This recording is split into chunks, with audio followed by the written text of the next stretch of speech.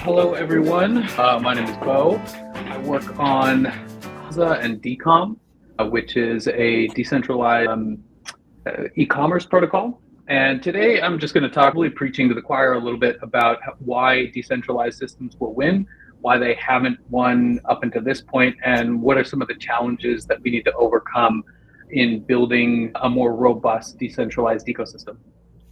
So first I'll start just asking the question, why were all the tech billionaires at Trump's inauguration? Why do you have Jeff Bezos sitting at the same table as him? Why are they all standing behind him?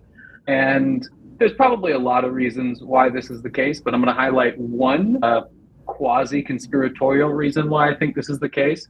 And think what you will about the Trump administration or the Biden administration. I'm not really here to take a stance on either of them, except to say that during the Biden administration, Lina Khan, the head of the FTC, and the FTC, which is the Federal Trade Commission in the United States, was suing most of the major tech platforms for monopolistic practices and using antitrust law and going after them pretty aggressively. And successfully sued a couple of them. A lot of people thought that this was going to result in Google having to sell off the Chrome browser portion of its business, breaking up portions of its business. But when Trump was elected, there was a shakeup at the FTC, as there was in a lot of other places in the U.S. government.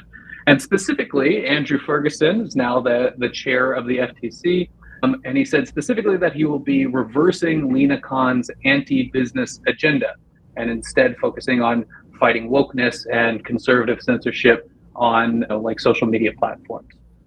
So they're not going after big tech anymore for monopolistic practices, and that leads me to just the story of my father. So my dad is retired now, and in his retirement, he's just started like buying and selling collectible coins. I don't really get it, but it gets his goat, and he loves it, and so like more power to him. But as he goes to eBay, anytime he sells a coin, he's getting a 13% sales fee. He's also getting a listing fee. He's also having to pay for advertisement to push him higher and higher in the platform. And he's sort of lives and dies by these platforms. It's where the buyers are. They sort of control his access to the market in many ways. And so he doesn't really have a choice in this matter. And this is the case for a lot of sellers, like out in Amazon world and on eBay or wherever. They just have no choice or no say in what their fees are, and they don't really understand what the fees are going to and where are the fees going, right? Like certainly there is a portion of the fees that are going to development costs and updating their front ends and doing market research and so on and so forth, but a non-insignificant portion of those funds are also going directly to super PACs that are lobbying for regulatory capture to make sure that these monopolies are never actually broken up and that they continue to exert more and more power over all of our lives. And so what is the answer? And again, this is the part where I might be speaking a little bit to the choir, but we think that the answer is public goods protocols and federated application layers. I think everybody here is probably familiar with what that looks like, but to paint a really simple analogy, this is like roads and brick and mortar businesses, right? Like the road is the protocol by which you travel to a business. The business always sort of looks the same. It has some of the same features, but they can be different in their individual instantiations. And so you travel in your car over the road protocol, which is a public good, which is maintained by a system of taxation and costs you nothing than sort of like other than the implied costs of using it. So why hasn't this model, if you are familiar with things like Mastodon is another example of something that embraces this sort of like public goods infrastructure and federated front end model. Why doesn't it work for social media? Why haven't we seen one of these social media companies really challenge like the dominance of Meta or Twitter or anything like that? And I think it comes down to two things. First of all, it was like a fundamental misunderstanding of the business model. Maybe not a fundamental misunderstanding, but an inability to replicate the business model. So the business model of the social media platform is that there's a bunch of users that are creating data that all the time. They're taking all that data and selling it to aggregating and selling it to advertisers. But decentralized social media companies were never really able to do that. They couldn't get that middle step done where they got all the users of the social media platform together, got them to pool their data and then agree to sell it to some advertising company, and then everybody like gets paid as a result. Never really happened.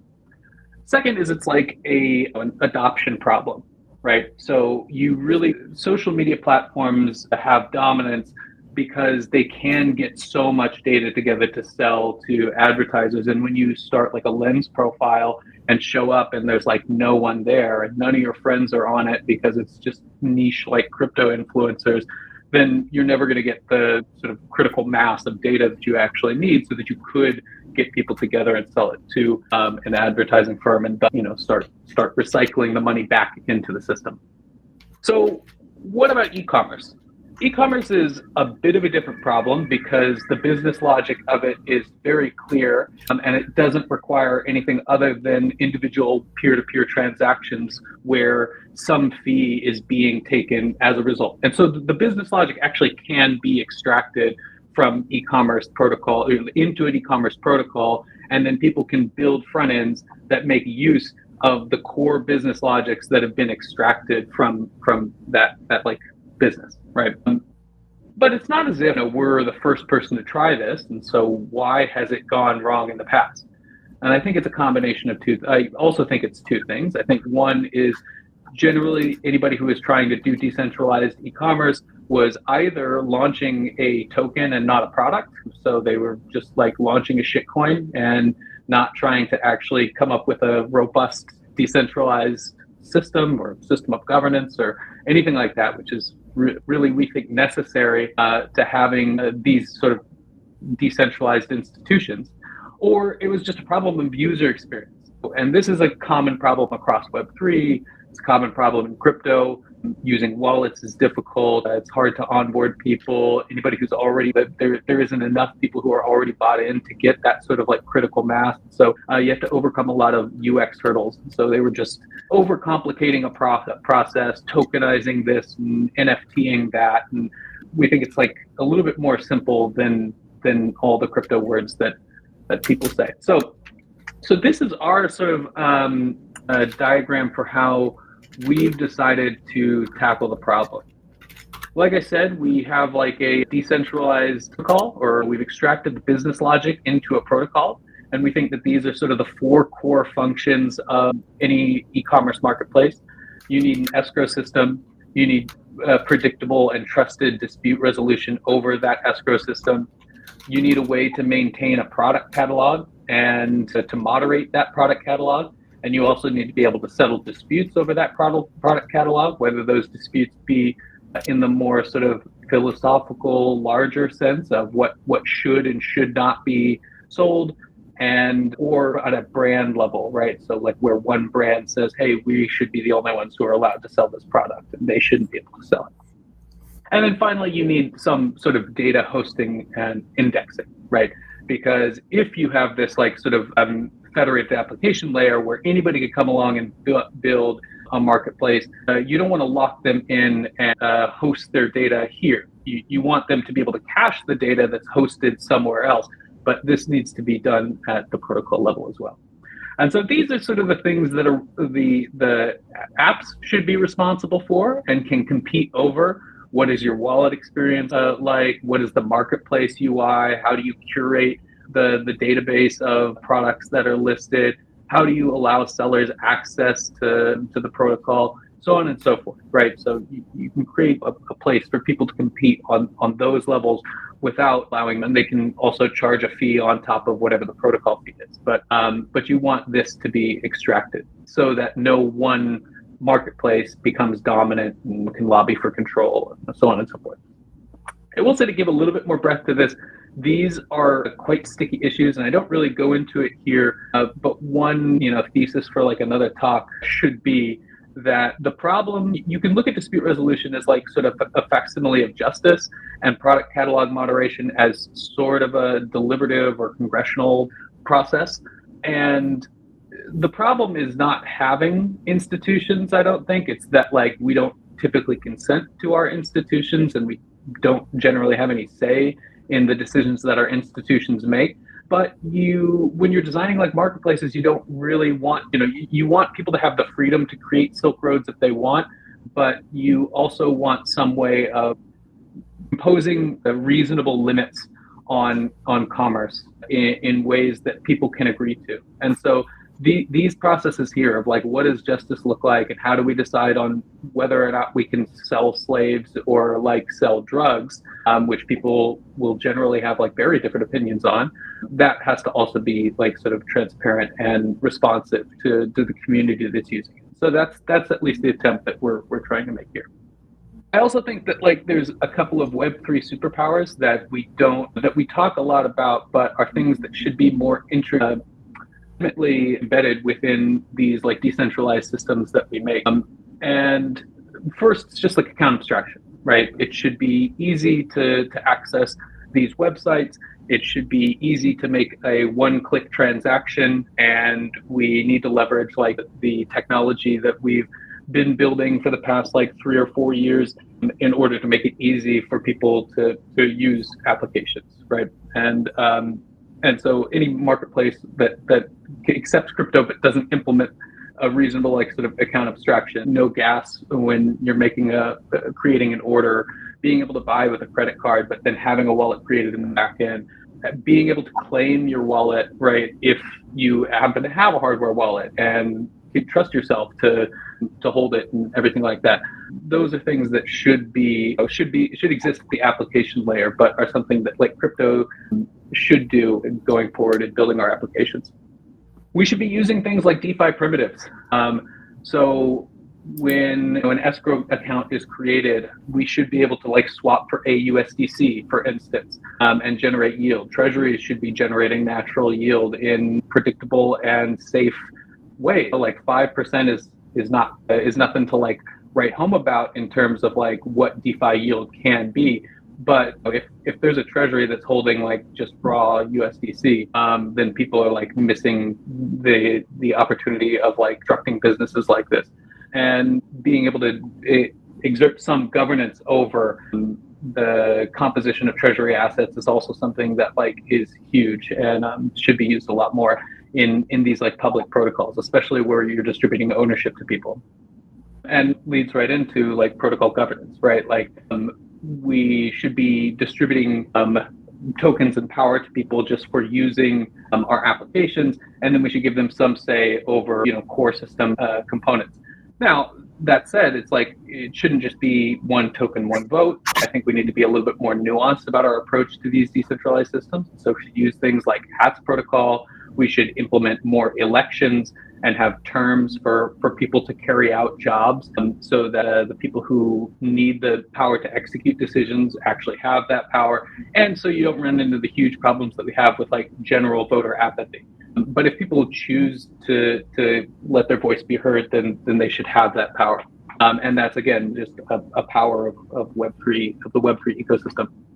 And it's a permissionless AI playground. And so when we're modeling out token interactions and the way these like decentralized systems work, we sort of don't care if something is an AI agent that's interacting with the system, because we embrace the philosophy of like design it such that if an agent is acting in a way that is beneficial to the ecosystem, then it sort of doesn't matter whether or not they're human. There are places where we should weight decisions or weight actions by like a metric of humanness, but it doesn't mean that we should discount AI and limit its ability to take actions within the ecosystem. So in the context of e-commerce, for instance, being able to enable AI agents when you're talking to like ChatGPT or whatever your like chosen AI system is, and you say, hey, I need toilet paper, can you order it from me? Or can you order it for me? It should be able to just like neatly click into a marketplace, propose the buy in say like a multi-sig transaction, and then it should come back to you and say, hey, do you think is this good? Can we buy this? And you should be the second signer, right? And so building AI to do things without giving it too much power to execute, especially when it comes to like financial transactions on your behalf, is another thing that is enabled by this sort of like trustless and permissionless infrastructure, and especially around platforms that we've already created. Hey, long and short of it is, no one's coming to save us, and that we have to build decentralized systems and decentralized institutions to fill in and provide alternatives to people, because otherwise it's just more of the status quo, which is monopolistic practices, no privacy, as we just heard a lot about, and more command and control from like wealthy tech elites. So yeah, that's why we're building DCOM and Hamza. Yeah, feel free to visit us at hamza.market, take a look at what we're doing. If you happen to be running a DPIN project, we would love to sell any sort of DPIN node infrastructure. And yeah, feel free to reach out to me or Mike, and we can talk to you more about it. But yeah, with that, I'll open the floor to any questions people have. Hello, Bo. How are you? Hi, I'm well. I just wanted to comment that we're not the first decentralized e-commerce platform. There was a platform which some of you may know. It was called Open Bazaar. And the characteristics of it was that it was peer-to-peer transactions with privacy and anonymity, and that disputes in transactions were settled by moderators who were part of the community. We're progressively striving towards those ideals of what it means to be a decentralized e-commerce platform. But we started out pretty much centralized for strategic reasons to eventually get there and be able to nimbly move to that model. Yeah, no, I mean, like we're trying to progressively decentralize. I mean, I think that's the nature of like decentralized businesses, is that there's a period at which you have to just like sort of move fast and make decisions, and these protocols and them should ossify over time, right? So there should be, like, for instance, a dev guild that can update smart contracts. And the conditions under which the dev guild can update smart contracts should become increasingly onerous over time, right? I really like the High and Rye models, Rye specifically, like what they called the ungovernance model, or GEB governance. And the idea was, okay, like you set up the system and then you take away your power to change it over time as you test it, it settles into a good stable state. Another question, Bo, is there any specific instance of HNS integration to the Hamza marketplace? Are we using Handshake on any one particular component? I believe HNS domains, HNS.id shows up when you connect your wallet. And yeah, you can send payments to HNS IDs, but payments are automatically filled in.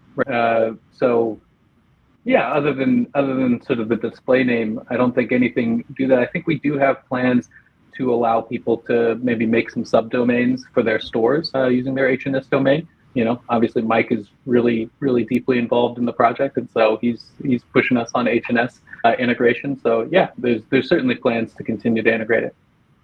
You mean in being able to allow people to own the data on their stores and port it to other domains and such? Well, so again, it's like their data lives at the protocol level, and so they can move it from front end to front end if they so choose, right? It's not locked into Hamza. It's like it lives at the DCOM level.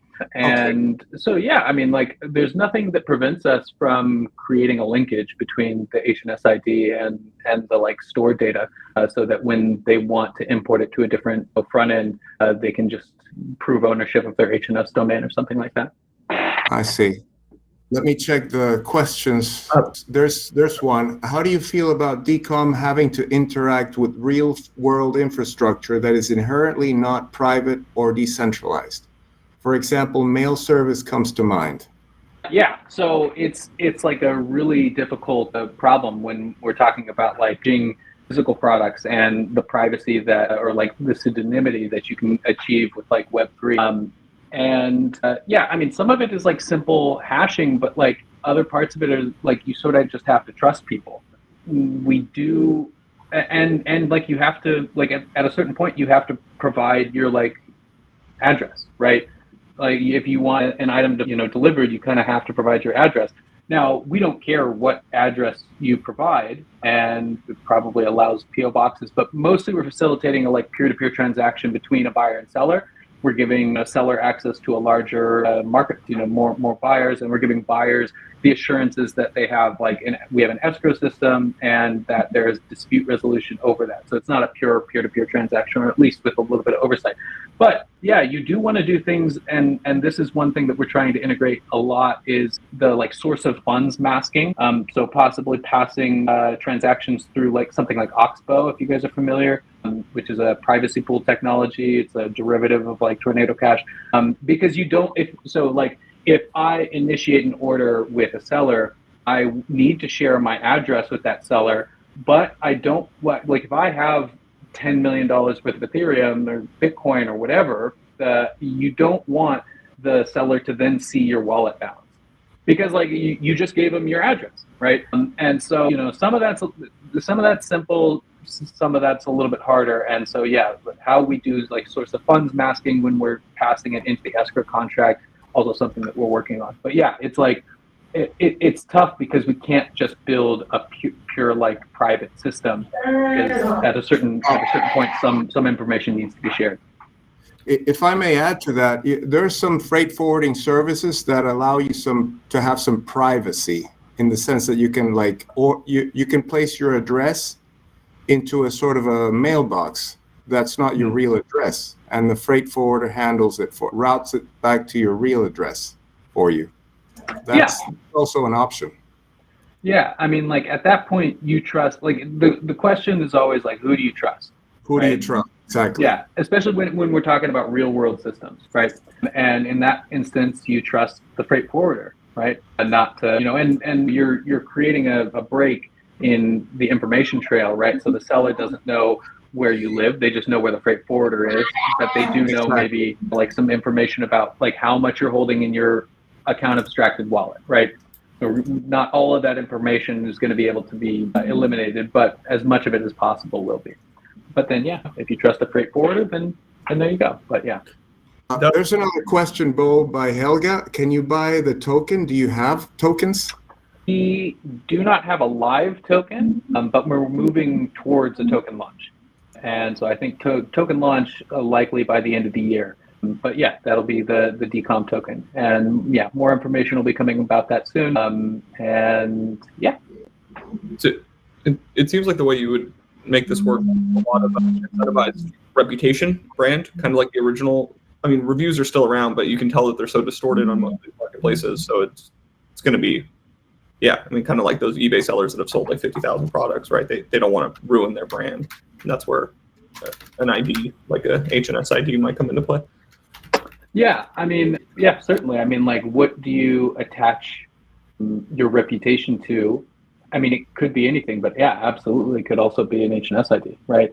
And yeah, I mean, I don't know if HNS ID comes with any sort of inbuilt reputation metrics. So is there something like a GitHub passport or any sort of humanness score that is with an HNS ID? No, I don't think in the same way that you're asking, but there is the fact that it's auditable. You can see the entire history of where it's been or where it is, and then you can also do a lot with TXT records, which can be things you can tie onto a domain. Which, but it's a little bit out of my scope, if I'm honest, on a technical level. No worries, man. I mean, yeah, it's certainly possible to use an HNS domain and and to see the history of everything there. I think in terms of reputation, I mean, what we care about most is reviews, obviously, but how many transactions have you done? What is the dispute percentage of those transactions? How fast are you delivering products? So those are typical things that go into reputation score. And then that can all be tied to someone's HNS domain if they choose to connect it. Allow me to clarify that we also support, as well as physical products, we also support digital ones. So people can buy and sell physical products as well as digital products. That's just a clarification. Sure. If let's see, where are we at on time here? I think we have a little bit. I see gift cards are an option here. Gift cards are an option, yes. Is there any gift card arbitraging, gift card for Bitcoin or gift card for Ethereum strategy here, or is it one for one? Is that? I believe right now it's 1-to-1. I would have to look here. Let me see. It looks pretty 1-to-1, but yeah, it always gets interesting with the gift cards. But yeah, no, I mean it's possible to. It's not an arbitrage opportunity, I don't think, unfortunately, but it is a way to spend crypto with real world, or spend crypto in the real world. Although I think we are, I don't want to say too much about it, but we are looking at like solutions like Gnosis Pay and their like physical card, and seeing what we can do with that. In terms of like, if we're creating a wallet for someone already, it's already like a smart wallet. How can we link that to like an actual card being able to transact in the real world? Yeah, no, it makes a lot of sense. It's very cool. And I do believe that Irwin's pins, shout out to the legend, are already on the site. That's true. Rugs will be coming soon. I promise. All right. Any other questions from the audience? Oh, there we go. Like secondhand items, for example. Is that any reason not to?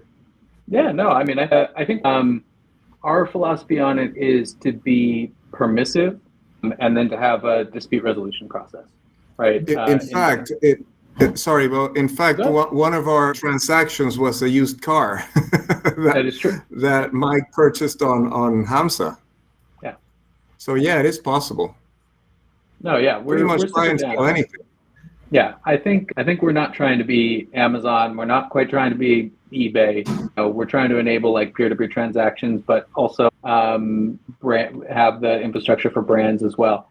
But that's sort of the beauty of it, right? Is like, if we're building a protocol that can handle any sort of arbitrary kind of transaction, marketplaces can build specific front ends can build specific marketplaces that cater to like secondhand items, or cater to depend products, or cater to this, that, or the other thing. Can also integrate with things like Barcaster and replicate things like Facebook Marketplace in other social media sites. So, yeah, very cool.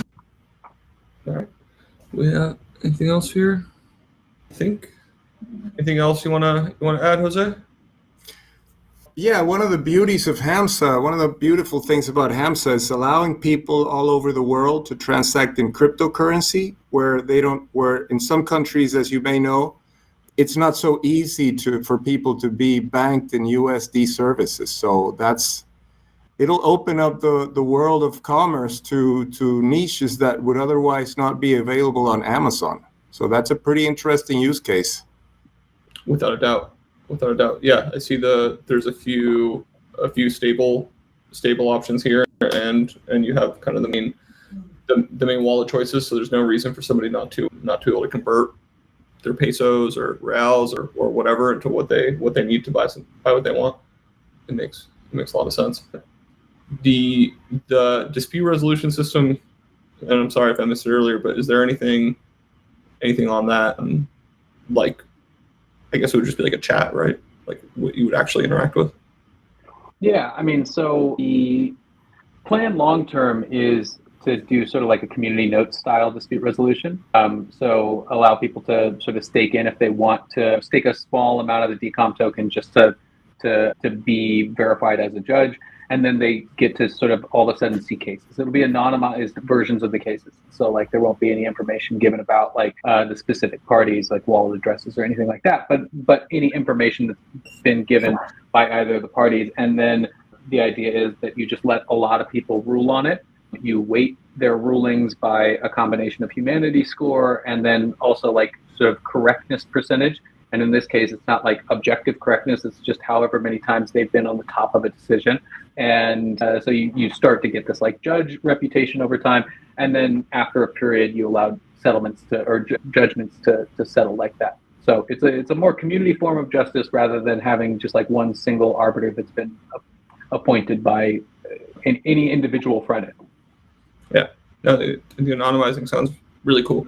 Plus, you're going to have different languages, different stuff. Yeah. Yeah. Awesome. All right. Well, I think we'll see if anybody has like a final question here, but I think we got about 5 minutes until the next chat. We really appreciate the time. This was awesome. We'll have to take a look. We'll do a little bit of shopping, and in about, 5 minutes we'll start talking about Mask privacy browser, and we'll go from there. Sweet. Thanks for having me, everyone. Time, Bo, Jose. Thank you. Thanks, everyone. It's a pleasure. Your identity online should be yours. Unshakable, untamed, censorship resistant. With .x, you are limitless. No middlemen, no restrictions, just you.x, your identity, your rules.